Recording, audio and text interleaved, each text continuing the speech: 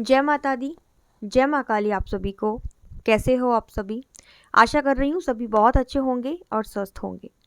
आप सभी पर माँ काली का आशीर्वाद, साथ ही 10 महाविद्याओं का, 64 योगिनियों का, वीर बजरंगबली, माँ की अगवानी, हनुमान जी महाराज का आशीर्वाद, महाकाल का आशीर्वाद आप पर और आपके समस्त परिवार पर बनी रहे।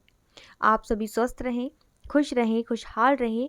माता रानी के चरणों में यही प्रार्थना है आप सभी के लिए।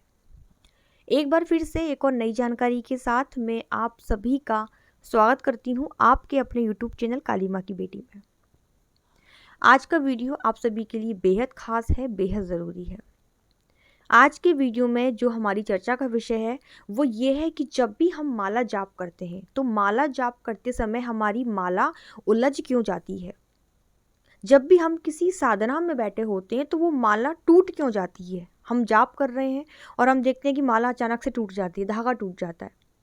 या फिर हम कई बार देखते हैं कि हमारी माला में जो 108 मन के हैं या 109 मन के हैं उसमें से एक मन का टूट गया। हम जाप कर रहे हैं, माला में गठान लग गई, माला उलझ जाती है, या जाप करते समय माला हमारे हाथ से छूट जाती है। तो ऐसा क्यों होता है? इसके पीछे क्या संकेत हमें हमारे इष्ट देना चाह रहे हैं?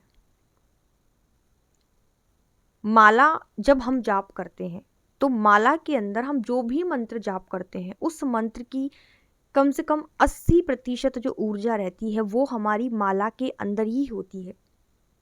और जब हम एक ही माला पर लगातार मंत्र जाप करते रहते हैं, लगातार हम मान लीजिए 5 साल से हम लगातार एक ही माला पर जाप कर रहे हैं और कंटिन्यू जब हम एक ही माला पे बहुत सारे मंत्रों का जाप करते हैं, जैसे ओम नमः शिवाय भी कर रहे हैं, हम ओम क्रीम कालिकाय नमः भी कर रहे हैं, हम हनुमान जी के जाप भी कर रहे हैं, हम नवान मंत्र भी जाप कर रहे हैं, तो लगातार एक ही माला पे बहुत सारे मंत्र जाप करने से जो हमारी जाप माला है वो जागृत हो जाती है, यानी कि देवी देवताओं की शक्ति का अंश हमारी उस जाप माला में आ जाता है। तो ऐसे में जब साधक कोई भी साधना में बैठता है या साधना ना करके वो मान लीजिए नॉर्मल ही मंत्र जाप कर रहा है, तो कई बार उसके संग ऐसा होता है कि माला छूट जा रही है, कभी उलझ जाती है जाप करते करते, कभी टूट जाती है। तो ऐसा क्यों होता है? साधक परेशान हो जाता है कि मुझसे कोई गलती हो गई या मेरा कोई अनिष्ट होने वाला है। इसके पीछे क्या वजह है? तो इसके पीछे बहुत सारी वजह हो सकती है जो मैं आपको आज के इस वीडियो में बताऊंगी। तो वीडियो अगर आपको अच्छा लगे, जानकारी आपको अच्छी लगे तो वीडियो को लाइक आप ज़रूर करिएगा। कमेंट में सभी को जय माता दी, जय माँ काली ज़रूर लिखना है। लाइक करने का कोई पैसा नहीं लगता है तो आप लाइक ज़रूर करें। देखिए, सबसे पहली चीज़ कि अगर आप जाप कर रहे हैं, आपके हाथ में माला है और आप जाप करते करते अगर आपको नींद का झोंका आ गया और नींद के झोंके में अगर माला आपके हाथ से छूट जाती है या गिर जाती है तो इसका कोई भी मतलब नहीं है, क्योंकि ये आपकी गलती है। लेकिन जब आपको नींद भी नहीं आ रही है, आप साधना भी सही तरीके से कर रहे हैं, और सबसे पहले हम बात करते हैं कि माला हाथ से छूटती क्यों है। मान लीजिए आप कोई भी साधना कर रहे हैं और आपने संकल्प उठाया है साधना का कि मेरा ये कार्य आपने मान लीजिए संकल्प लिया कि हमारा ये कार्य हो जाए और इसके लिए मैं रोज़ाना 51 माला 41 दिन तक करूँगा। आपने संकल्प लिया और आपका संकल्प कुछ ऐसा है कि आपको मन में डाउट है कि मेरा ये कार्य होगा ही नहीं, फिर भी मैं एक कोशिश करके देख लेता हूँ। तो अगर आपके मन में इस तरीके की भावना होती है तब आपकी माला आपके हाथ से छूटने लगती है, क्योंकि आपको ना तो अपने इष्ट पर विश्वास होता है, ना ही आपको अपने गुरु पर विश्वास होता है, और ना ही आपको उस मंत्र पर विश्वास होता है।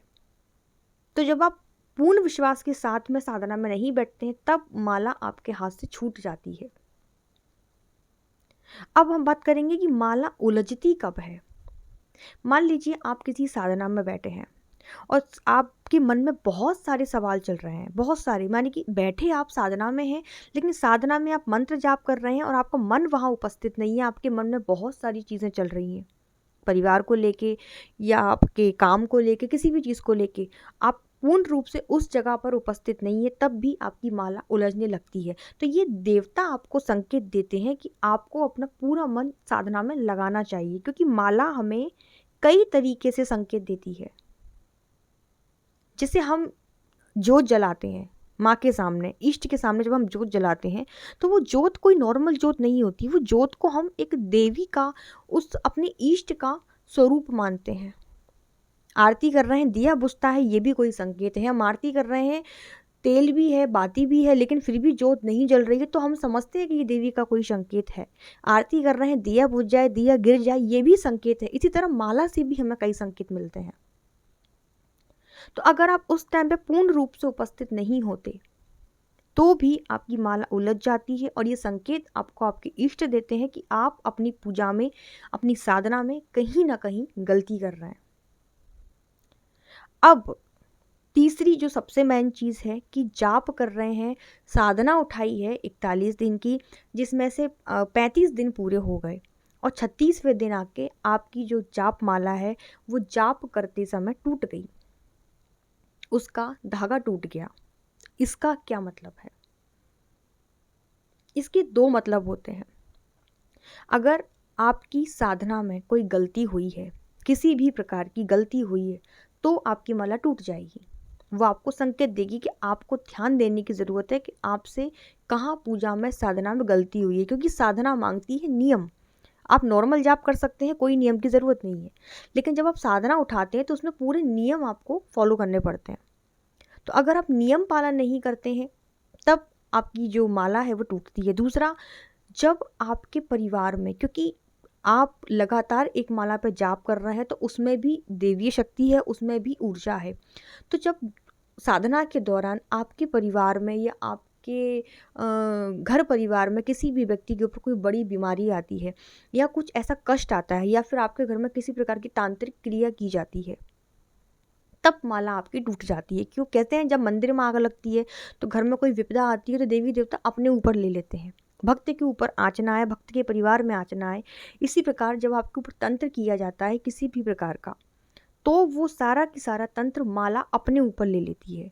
जैसे आपने देखा है, घर में तुलसी का पौधा सूख जाता है, जब किसी भी प्रकार की क्रिया की जाती है, गंदी क्रिया की जाती है, तो घर में जो शुभ पौधे रहते हैं वो सूखने लगते हैं। तुलसी का जो पौधा है वो सूखने लगता है।